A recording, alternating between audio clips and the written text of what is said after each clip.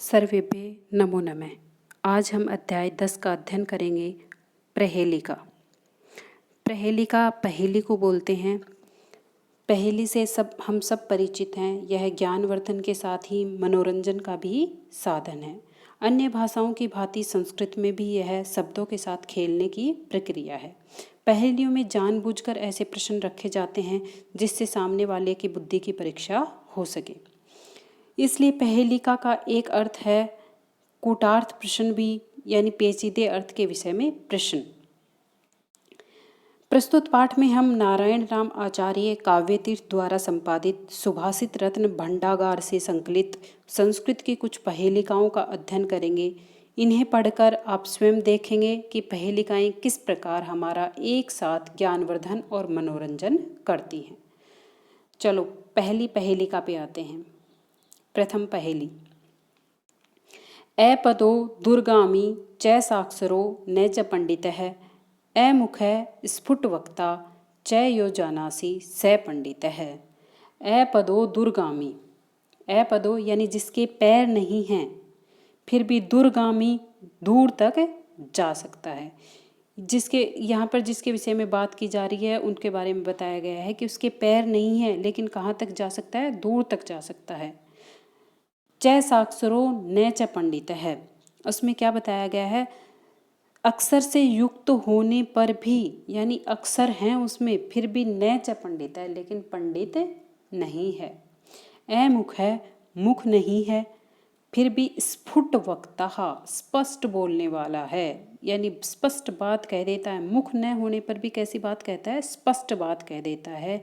यो जानाति स पंडित है, जो ही इसको जानता है वही पंडित या विद्वान है। तो इसका उत्तर क्या होना चाहिए आपके हिसाब से? पैर नहीं है, दूर तक जाता है, साक्षर है यानी अक्षर से युक्त है लेकिन पंडित नहीं है, मुख है, मुख नहीं है लेकिन स्पष्ट बोल सकता है।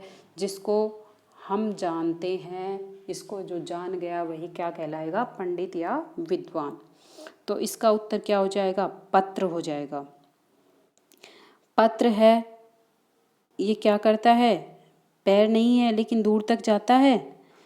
फिर दूसरा क्या है, साक्षर है लेकिन विद्वान नहीं है, मुख नहीं है लेकिन स्पष्ट बोलता है, पत्र, इसलिए इसका पत्र हो जाएगा। दूसरा श्लोक है। केशवं पतितं दृष्ट्वा द्रोणो हर्षम् उपागतः रुदन्ति कौरवा सर्वे हा केशव कथं गतः। इसमें दो प्रकार के अर्थ बताए गए हैं। केशवम पतितम दृष्ट्वा, श्री कृष्ण को गिरा हुआ देखकर, केशवम यानी श्री कृष्ण को, पतितम गिरा हुआ, दृष्ट्वा यानी देख करके, श्री कृष्ण को गिरा हुआ देखकर द्रोणो हर्षम उपागतः, द्रोणाचार्य प्रसन्न हो गए हैं। रुदंती कौरवा, और कौरव हैं वो रो रहे हैं। सर्वे हा केशवम गथम गतः, केशव हाय कैसे चला गया। एक अर्थ तो ये हो गया, और दूसरा अर्थ क्या हो जाएगा कि केशवम पतितम दृष्ट्वा, केशवम, के प्लस स्वम यानी किसी का शव जल में मृतक शरीर है वो गिरा हुआ है, उसको देखकर द्रोणो हर्षम उपागत है, कोआ प्रसन्न हो रहा है। द्रोणो यानी कोआ भी हो सकता है। द्रोण कोआ प्रसन्न हो रहे हैं।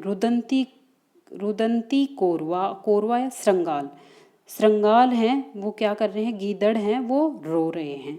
सर्वे हा केशवम गत है, कि सब क्या कह रहे हैं, जल में जो मृतक शरीर था वो कहाँ गया। तो इन दोनों अर्थों को यहाँ पर पहेली में ग्रहण करना है। फिर तीसरा क्या है, वृक्षाग्रवासी न च पक्षीराजय त्रिनेत्रधारी न च शूलपाणि त्वग्वस्त्रधारी न च सिद्धयोगी जलम च बिभ्रत न घटो न मेघः। इसमें किसके बारे में बताया है, वृक्षाग्रवासी न च पक्षीराज। पहेलिका में बताया गया है कि वृक्ष के अग्र भाग में निवास करता है लेकिन पक्षियों का राजा गरुड़ नहीं है। त्रिनेत्रधारी, 3 नेत्र हैं लेकिन न च शूलपाणि यानी वो शिवजी नहीं हैं। त्वग वस्त्रधारी भगवा वस्त्र धारण किए हुए हैं, न च सिद्ध योगी लेकिन सिद्ध योगी नहीं है। जलम च विभ्रत जल को धारण किए हुए है, न घटो न मेघ है लेकिन न घड़ा है और न ही बादल है। तो इसमें क्या हो जाएगा, नारियल हो जाएगा। नारियल वृक्ष के आगे के भाग में निवास करता है और पक्षी राज तीन नेत्र जिसके तीन नेत्र होते हैं और त्वग वस्त्र धारण किए होता है और जल को धारण किए हुए होता है। तो क्या हो जाएगा, इस पहेली का उत्तर हो जाएगा नारियल।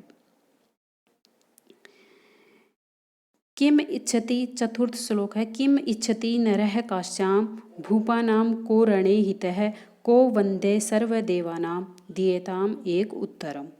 इन सब का एक उत्तर देना है। किम इच्छति नरः काश्याम, नरः यानी मनुष्य काशी में किसकी इच्छा करता है। और फिर दूसरा क्या है, भूपानाम को रणे हितः, और राजाओं को युद्ध में क्या हितकारी है। फिर तीसरा क्या है, को वंदे सर्व देवानाम, और देवताओं में सबसे वंदे कौन है।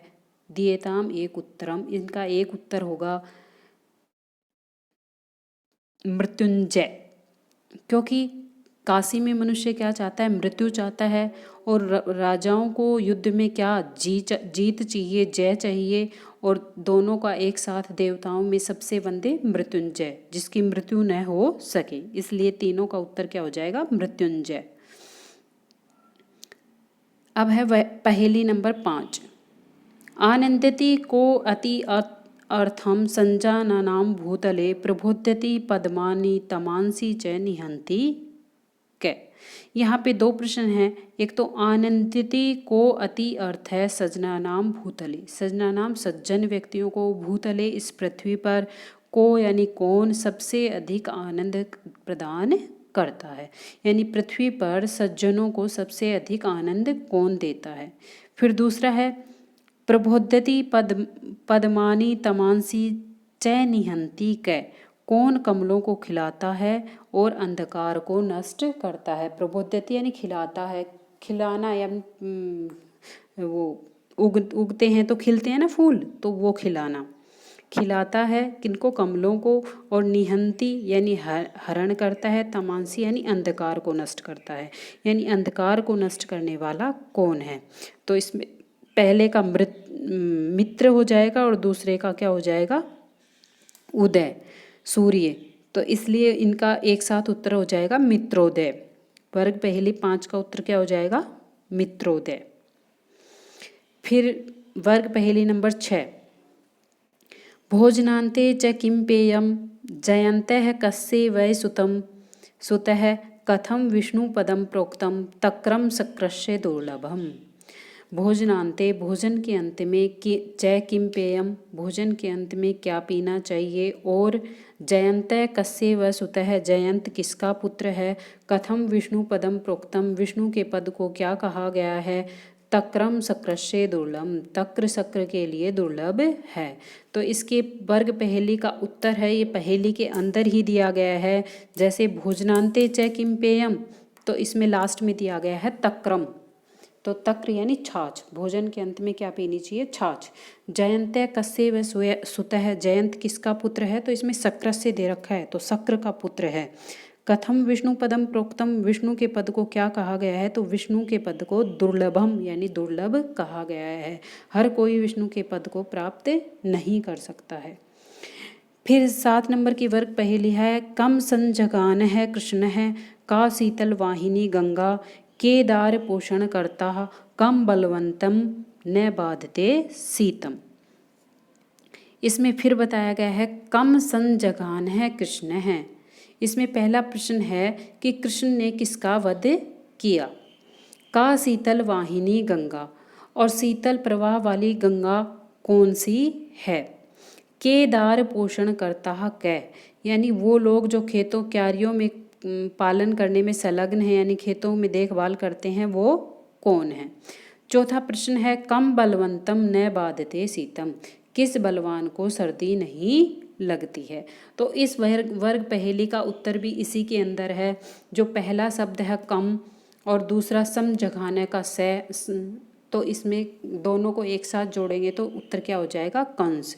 श्री कृष्ण ने किसका वध किया था, कंस का शीतल वाहिनी गंगा, तो का और शीतल वाहिनी का सी आ जाएगा तो काशी।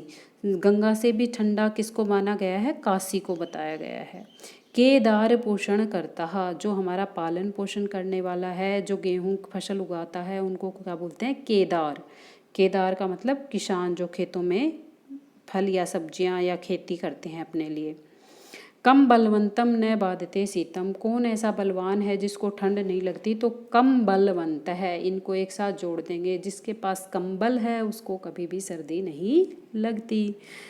फिर अपनी अष्टम वर्ग पहेली है ना, अष्टम पहेली का है।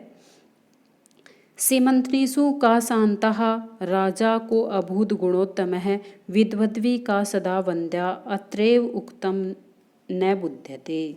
अब आठवीं जो पहेली है इसके बारे में दोबारा से देखो क्या बताया गया है। सीमंत्रिषु का शांता, सीमंत्रिषु यानी जो स्त्रियां हैं उसमें सबसे शांत कौन है।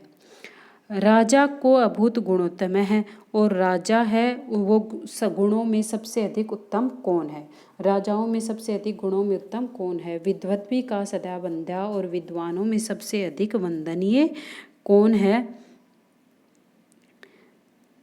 इस प्रकार उक्तम अत्र एव उक्तम न बुध्यते है, इस श्लोक में जो कुछ है वो इसी के अंदर है, इसके अलावा कुछ भी नहीं है, यानी बाहर से कोई नहीं है, इसमें ही उत्तर देना आपको। तो ध्यान से देखो, सीमंतनिसु का शांता, सीमंतनिसु का सी ले लिया और शांता का ता, शुरू का और लास्ट का अक्षर लेना है, तो क्या हो जाएगा, सीता। स्त्रियों में सबसे शांत किसको माना गया है, सीता को। राजा को अभूत गुणोत्तम है, और राजाओं में सबसे अधिक उत्तम गुणों वाला कौन कहा गया है, राजा का रा ले लिया और गुणोत्तम का मैं ले लिया। लास्ट शुरू का और लास्ट का दो दो अक्षर वर्ण लेकर और शब्द बनाया गया है, तो राम हो गया। राजाओं में सबसे अधिक गुणों वाला कौन कहा गया है, राम। विद्वद्वी का सदा वंद्या, और विद्वानों में सबसे अधिक वंद्या कौन कहा गया है, पूजनीय कौन कहा गया है, विद्वद्वी का वी और वंद्या का द्या, विद्या।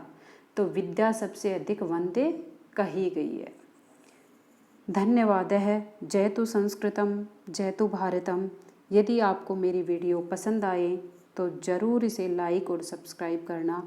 आगे और भी बहुत सारी व्याकरण से संबंधित भी वीडियो प्रकाशित की जाएंगी।